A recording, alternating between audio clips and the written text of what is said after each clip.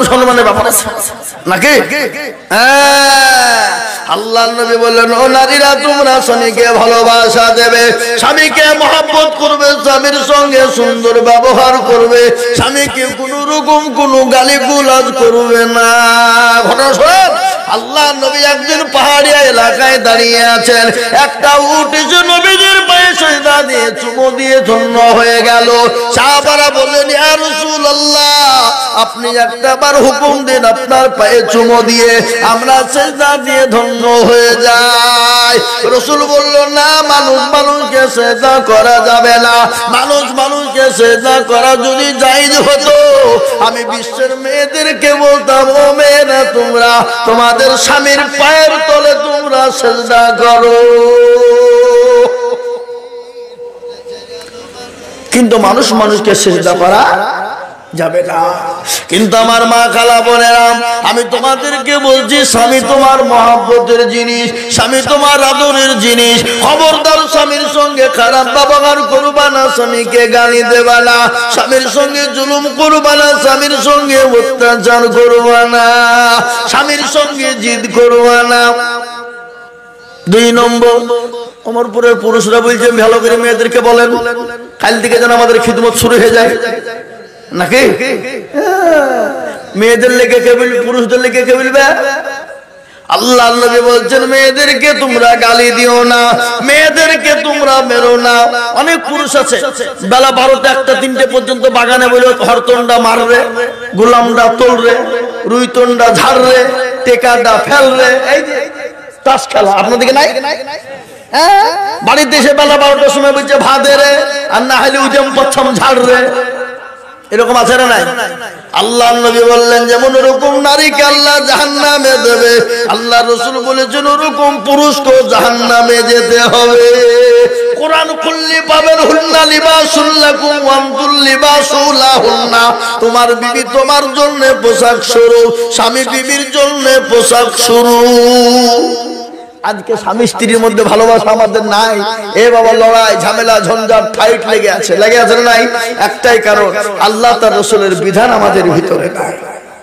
দেখবেন বাড়িতে সালাম দেবেন, বিবির সঙ্গে দেখবেন মহব্বত পয়দা হবে, স্বামী স্ত্রীতে একসঙ্গে নামাজ পড়বেন, মহব্বত পয়দা হবে, কোনোদিন ঝগড়া হবে না, কোনোদিন ঝামেলা হবে না, কোনোদিন ঝঞ্ঝাট হবে না। বুঝতে পারলেন না? তা আমরাই তো নামাজ পড়িনি, তো আমার বিবিদেরকে আবার বলবো? ঠিক না বে ঠিক? একটা মসজি ইমাম সাহেব ঘোষণা দিলে মসজিদের ফজরের জামাতে যদি পুরুষরা না আসে, আবার মসজিদের তরফ থেকে সমাজ থেকে আবার ডবল করে বিয়ে দিয়ে দিব, খরচ যা হবে আমরা দিব। সেদিন যে দেখছি তো ফজরের জামাতে একটা জায়গা নাই, ফাঁকা নাই। কেন? বিবি গেলা সারা রাত ঘুমাই। কি বুঝলেন? বিবিরে সব দিতে রাজি, কিন্তু স্বামীর ভাগ দিতে রাজি। কি বুঝলেন? হ্যাঁ, স্বামী যদি মসজিদে বাইচে না যায়, তাহলে তো আবার বিয়ে দিয়ে দিবে। সারা রাত ঘুম নাই, ঘড়ির দিকে তাকাচ্ছে, কখন ভাগো নামাজে যা যা। এ বাবজি আমার সোনারা, বুঝতে পারলেন না? বুঝতে পেরেছেন? এরকম আমাদের সমাজ যদি আর থাকে, তাহলে বাবজি নামাজ পড়বে না, তাই হয়?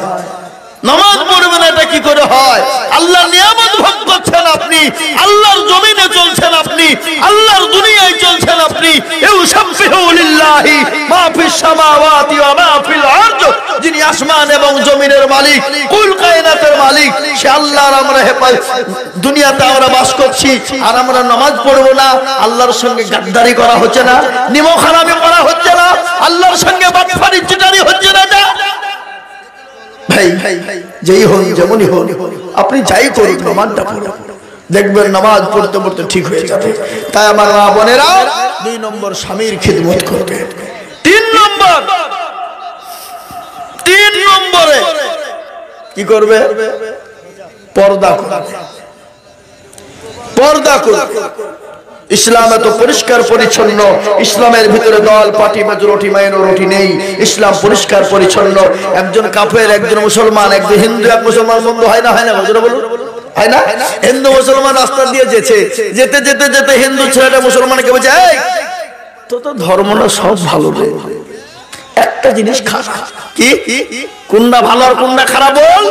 তো বলছে এই বুঝে বছরকার দিন তোরা কোরবানি দিস, বকরা দিস, খাসির গোশত, বড় বড় খাসি যা 800-900 টাকা কিলো, প্রত্যেকটা গরিবের বাড়িতে পৌঁছে দিস, এটা খুব ভালো লাগে।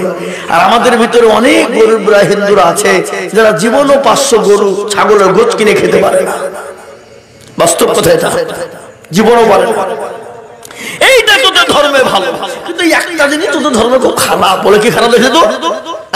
বলে ওই যে মেয়েদেরকে কালো বুরখার ভিতরে মুখ ঢেকে ফেলে দিস, গোটা শরীর ঢেকে ধুই দিস, এটাই খারাপ। বলে তাই নাকি? দাদা এই বাগানে যে 10 টাকা বের করে দিছে, যা এখান থেকে যা ওহাবের বিহাই হিদায়াত দোয়াই কি বলে, ওহাবের বিহাই মামলতের মুদিখানা দোকান থেকে 2টা চকলেট কিনে নিয়ে, কি বললেন 2টা চকলেট বুঝেন তো নাকি? চকলেট কিনে নিয়ে 5 টাকা 5 টাকা 10 টাকা। তারপরে তুই একটা লে, আমি একটা লে, তুই একটা লে, আমি একটা লে। হিন্দুকে একটা দিয়েছে, মুসলমান একটা দিয়েছে। খেতে খেতে মুসলমানের ছেলেরা চিরমিলি ছিঁড়ে ফেলে দিয়েছে। যা যা চকলেট পড়ে গেল না, আকাবি করে পড়ে দেবে। মুসলমানকে একবার টেনে ধরেছে হিন্দু ছেলে, বেয়াদব, এক থাপড় দেবো বলে। কেন কি হলো না? চকলেট পড়িয়েছে পুরো, ছি ছি ছি ছি, নোংরা ধুলো বালি কত কি পড়িয়েছে। আর খাওয়া যাবে? আরটা কিনে নিয়ে আনসার করে খা। বলে কেন তোর দেখাবো কেন? আমার দামি কুড়িয়ে খাবো? না না না, নোংরা ধুলে বালি পড়েছিল হবে না, তো তোরটাই বা খাবো কেন? বলে আমারটা সুন্দর করে সুরক্ষিত আছে, চিরমিনি দিয়ে জড়ানো আছে, আমারটা পড়েনি, নোংরাও পড়েনি। তাই নাকি? তাহলে শোন, যে মেয়েরা পর্দা পশিদা হয়ে থাকে তারা সুরক্ষিত থাকে, ভালো থাকে, সুন্দর থাকে, তাদের ভিতরে কোনো রকমের খারাপ মন্তব্য নেই। আর যারা খোলামেলা আলখুল্লা হয়ে ঘুরে বেড়ায়, মাথায় কাপড় নাই, অমুক নাই, তমক নাই, তাদের দিকে বিভিন্ন রকমের কুনজর পড়ে। হিন্দুর ব্রেন খুলে গেছে, সর্বনাশ। তাই তো, তাই তো। তাহলে মুসলমানদের এই পর্দা করাটা সঠিক, ভালো। কিন্তু ইসলাম বলেছে মেয়েদেরকে চাকরি করবা, ব্যবসা করবা, বাণিজ্য করবা, স্কুল যাবা, কলেজে যাবা, ডাক্তার হবা, মাস্টার হবা, উকিল হবা, কিন্তু তোমাকে পর্দার সাথে করতে হবে মা। আর পর্দা বিঘ্ন হলে তোমাকে জাহান্নামে যেতে হবে। 3 নম্বর হয়ে গেল। 4 নম্বর হলো রোজার মাসে, রমজান মাসে রোজা আসলে রোজা করবা। এই 4টে কাজ তোমরা দুনিয়ার জমিনে করবা, জান্নাতের 8টা দরজা দিয়ে চলে যাবে, পৃথিবীর কেউ তোমাদেরকে বাধা দিতে পারবে না। 1 নম্বর নামাজ, টাইমে টাইমে নামাজ। 2 নম্বর পর্দা, 3 নম্বর স্বামীর খিদমত, 4 নম্বর রোজা। এই 4টে কাজ যদি তোমরা দুনিয়ার জমিনে করে যাও মা, আল্লাহ তোমাদেরকে জান্নাতবাসী করবে, আল্লাহ তোমাদেরকে জান্নাতবাসী করবে, আল্লাহ তোমাদেরকে জান্নাতবাসী করবে। আমাদের ভাই বাবজি দরদিরা, আমার সোনারা, আজকে আমি আপনাদেরকে বলবো, ও মুসলমান, আমরা যাই হোক যেমনই হোক, আমরা 5 ওয়াক্ত নামাজ পড়ার চেষ্টা করবো ইনশাআল্লাহ। ভাই করবো ইনশাআল্লাহ, হাত তুলুন ইনশাআল্লাহ। যখন আপনার টাইম হয় নাই, মাঠে ঘাটে, গাড়িতে, বাড়িতে, ট্রেনে, প্লেনে, এরপ্লেনে, আপনার প্ল্যাটফর্মে, আমি তো দিল্লি যাচ্ছিলাম জালসা করতে 3 বছর আগে 3 বছর আগে জালসায় যাচ্ছিলাম, প্রথম প্লেনে চেপেছি আমি। তো জোহরের নামাজের সময় হয়ে গেছে, নামাজ পড়বো, কি বুঝলেন? তো প্লেনের ভিতরে নামাজে দাঁড়িয়ে গেছি, বসে বসে বসে নামাজ, দাঁড়ানো তো যাবে না, 2 সাইডে ফাঁকা আছে, রুমাল পেরিয়ে পড়েছি। দেখ সেবিকা বলছে नहीं नहीं नहीं नहीं नहीं नमाज नहीं चलेगा, नहीं चलेगा। কিন্তু দেখবেন যারা নামাজ পড়ে, আপনি যেখানেই যাবেন সবাই শ্রদ্ধা করবে, ভালোবাসবে, আপনাকে জায়গা ছেড়ে দিবে। আপনি যাবেন, আপনি কোনো হিন্দুর বাড়িতে যাবেন, হিন্দুর ঘরে যাবেন, নামাজ পড়বো বললে আপনাকে আকাবি করে জায়গা করে দেবে, দেখবেন। তো আমি ওই প্লেনের ভিতরে বাবা কয়েকজন ওই হিন্দুরা বলে, কোন নামাজ বললে তো তোর কি, ও আল্লাহ কে রাখছে ভিতরে, তো দেখবেন আপনি নামাজ পড়বেন, আপনাকে সবাই জায়গা করে দিবে। আর আল্লাহ তো গোটা পৃথিবীটাকে যায় নামাজ করে দিয়েছে। তুমি যেখানে যাবে, যেখানে সময় হবে দাঁড়িয়ে যাও। পানি নাই, তায়াম্মুম করো, পানি নাই, তায়াম্মুম করো, জায়গা নাই, আলের উপর দাঁড়িয়ে যাও, সুবহানাল্লাহ। যেখানে সময় হবে নামাজ পড়তে, নামাজের মতো নামাজে দাঁড়িয়ে যাও, আল্লাহ কবুল করবে। প্ল্যাটফর্মে নামাজ পড়বে, ফেরেশতা দেখতে পাবে, মাঠে নামাজ পড়বে, ফেরেশতা দেখবে, ঘাটে পড়বে, ফেরেশতা দেখবে, প্লেনে দেখবে, ফেরেশতা দেখবে, দেখবে না দেখবে না যারা বলুন, আল্লাহ তো দেখবে। তাই আমি আপনাদেরকে একটা অনুরোধ করব, ভাই, আমি আইজুল হক আপনাদেরকে একটা অনুরোধ করে যাচ্ছি। আমি অমরপুরের গ্রামের মানুষকে যথেষ্ট ভালোবাসি, আর অমরপুরের লোকও আমাকে যথেষ্ট ভালোবাসে। কেন আমি প্রথমেই বললাম যে আমার জীবনের 8টা-10টা বছর এই অমরপুরে দিয়ে দিয়েছি। সংক্ষিপ্ত করে বলছি তাহলে। 2 নম্বর প্রশ্ন হয়েছে, 3 নম্বর প্রশ্নটা বলা হয়নি, বলতে বলতে চলে আমার মানে আমাদের আবার নেটওয়ার্ক মেলা তো, ভোদা, এয়ারটেল, টাটা, ডোকোমো, তারপরে এয়ারসেল মেলা, আপনার বেসালার, মানে টাওয়ারের শেষ নাই আমাদের। কি কি বুঝলেন? তো মোহতারাম একটা থেকে আরেকটা চলে গেছিলাম। তো যেটা বলছিলাম বাবজি, আমার প্রশ্ন কয়টা নম্বর হয়েছে? দুটো হয়েছে নাকি? 3 নম্বর প্রশ্ন হলো তোমার আল্লাহর আগে কে ছিল তুমি দেখতে চাও? বলে হ্যাঁ। এখানে এসে বলে না, যাবো না। ও দেখতে গেলে মায়ের আছে, কিন্তু সব শূন্যতে কষ্ট নাই বাবা, কিন্তু সব প্রশ্নের উত্তরে মার নাই। দৌড়তে দৌড়তে চলে এলো, আসার পরে আল্লাহর আগে কে ছিল দেখতে চাও? বলে হ্যাঁ। গণনা করো। গণনা শুরু হয়ে গেল। 1 2 3 4 5 6 7 8 9 10 বলে হলো না।